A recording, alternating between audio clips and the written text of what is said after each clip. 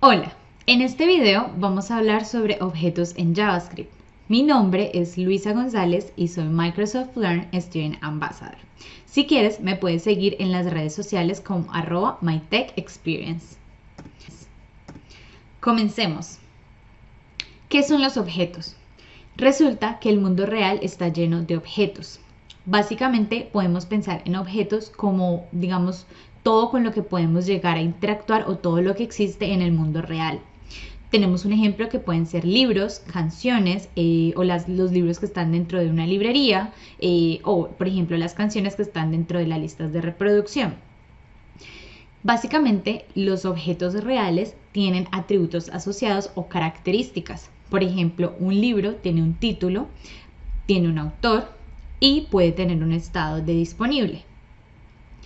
Resulta que estos objetos reales pueden tener acciones asociadas. Por ejemplo, si vamos a hablar del libro como tal, podemos decir que podemos rentar un libro o podemos devolver un libro a la librería.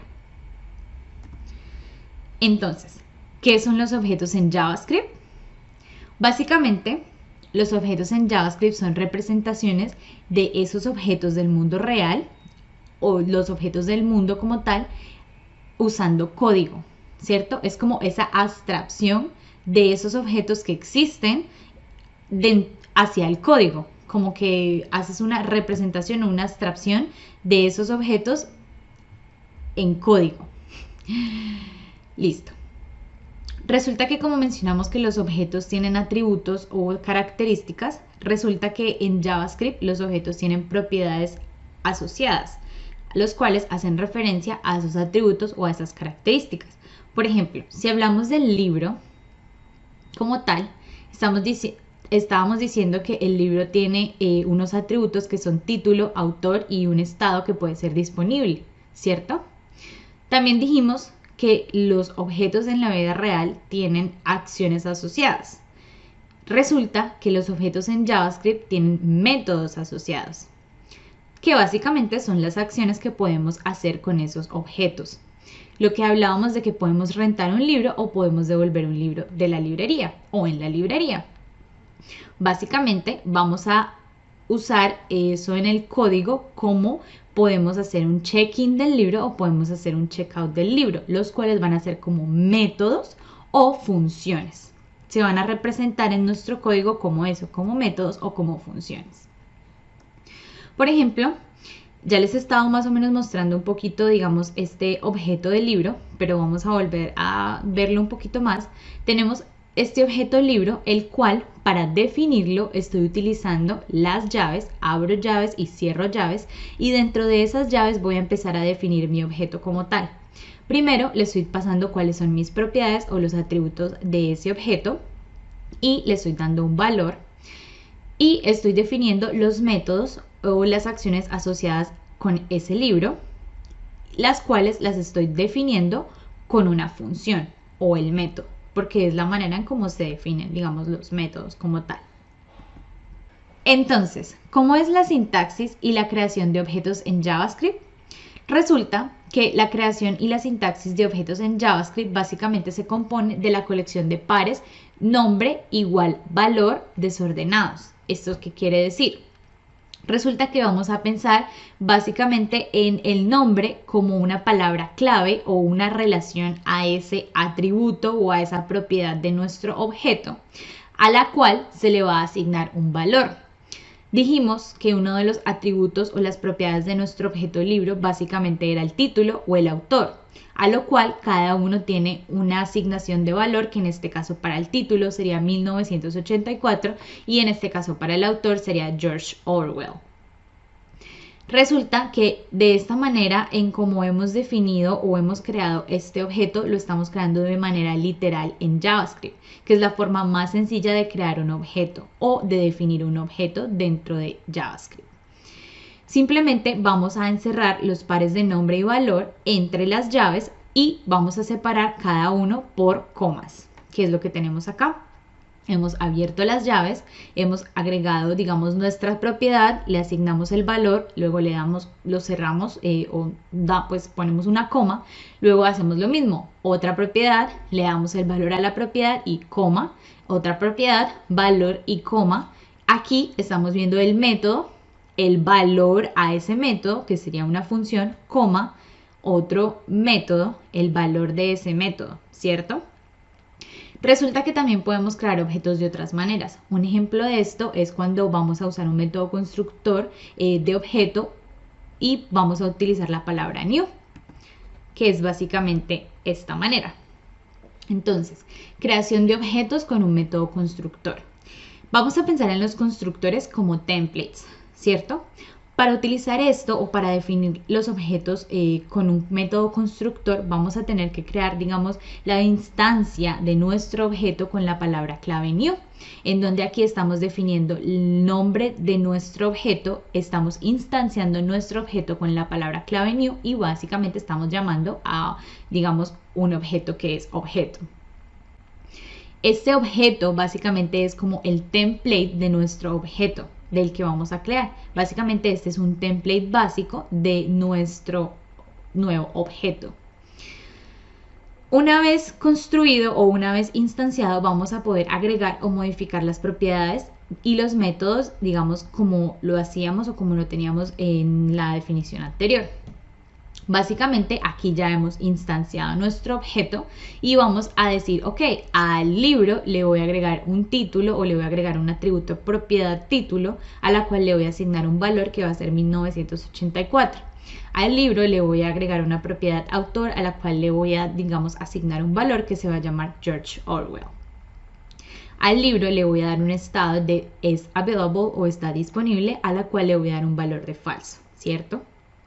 Ahora, a este libro también le voy a crear un método como tal, el cual le voy a dar una función que se va a llamar, digamos, una función como tal a ese valor.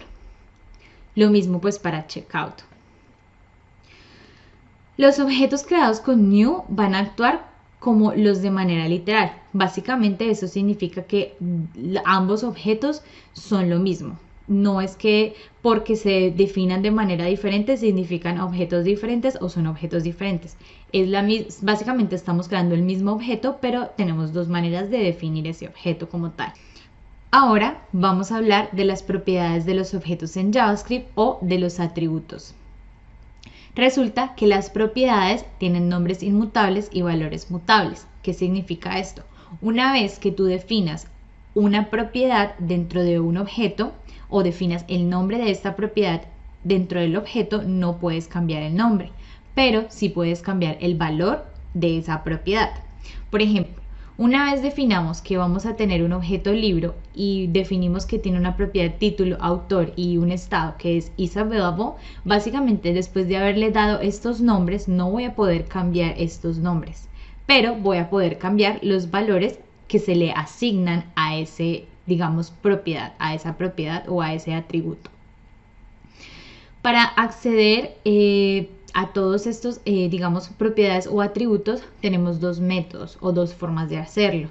La primera es el método de acceso, que es notación con punto, la cual es básicamente utilizando el nombre del objeto, punto, y el nombre de la propiedad. Aquí tenemos un ejemplo. El nombre del objeto en este caso es book o libro, punto, el nombre de la propiedad, que en este caso sería title o título. Si yo, digamos, accedo a book.title, básicamente el resultado de esto me va a dar 1984, es decir, el valor de esa propiedad. Otra manera en la que puedo acceder, digamos, a esa propiedad dentro de mi objeto es básicamente utilizando la notación entre corchetes, donde voy a tener que utilizar, digamos, el nombre de mi objeto, abro corchetes, le doy el nombre de la propiedad y cierro corchetes, ¿cierto? Entonces, por ejemplo, sería book, abro corchetes, title o título, que es la propiedad, cierro corchetes, lo cual me devolvería el mismo valor, que es 1984. Ahora tenemos los métodos del objeto, o lo que hace referencia a las acciones de los objetos. Los métodos son propiedades especiales cuyos valores son definiciones de funciones. ¿Qué quiere decir esto? Básicamente, los métodos se le asigna un valor definiendo una función como tal. Hemos definido un método que se llama check-in al cual le estamos dando un valor definiendo una función. Y lo mismo para checkout. El valor de este método va a ser dado por la definición de una función. Básicamente, estas funciones se utilizan para definir las tareas que van a operar sobre los datos del objeto. Ahora, ¿cómo podemos acceder a estos métodos dentro de nuestro objeto? Básicamente, para acceder a los métodos podemos acceder de manera similar a cómo accedemos a las propiedades, utilizando el nombre de nuestro objeto punto el nombre del método, que en este caso sería check-in, o el nombre del libro, abro corchetes, el nombre de, digamos, el método, cierro corchetes. Los dos nos daría el mismo resultado. Ahora, ¿cómo podemos invocar o llamar a los métodos que están dentro de nuestro objeto? Básicamente los vamos a llamar como llamamos a las funciones. Es decir, vamos a llamar a nuestro objeto punto, vamos a llamar el nombre de nuestro método y le vamos a agregar los signos de paréntesis para ejecutar el método o invocar el método. Lo mismo podemos hacer igual utilizando los corchetes. Utilizamos el nombre de nuestro objeto, abrimos corchetes y digamos que entre comillas ponemos el nombre de nuestro método como tal, cerramos corchetes y vamos a utilizar el signo de paréntesis o los signos de paréntesis, lo cual va a ejecutar a nuestro método o llamar a nuestro método. Algo muy importante que hay que destacar es el uso de la palabra clave this dentro de un objeto. Resulta que los métodos de objeto pueden necesitar accesos a valores de las propiedades pares. ¿Qué quiere decir esto? Cuando estemos utilizando, digamos, cuando estemos definiendo o cuando estemos creando nuestra función dentro de un método, podemos necesitar llamar a la variable que está, a las variables o digamos en este caso a las propiedades de nuestro objeto que están definidas anteriormente. ¿Cómo podemos acceder a ellas? Utilizando la palabra this o utilizando la palabra clave this. Básicamente aquí tenemos un ejemplo. Aquí estamos creando el método check-in y para eso estamos definiendo una función, la cual va a utilizar this, es decir, a este contexto, dentro de este contexto, el libro, nuestro objeto como tal, y llama la propiedad is available y digamos que la está definiendo como true, ¿cierto?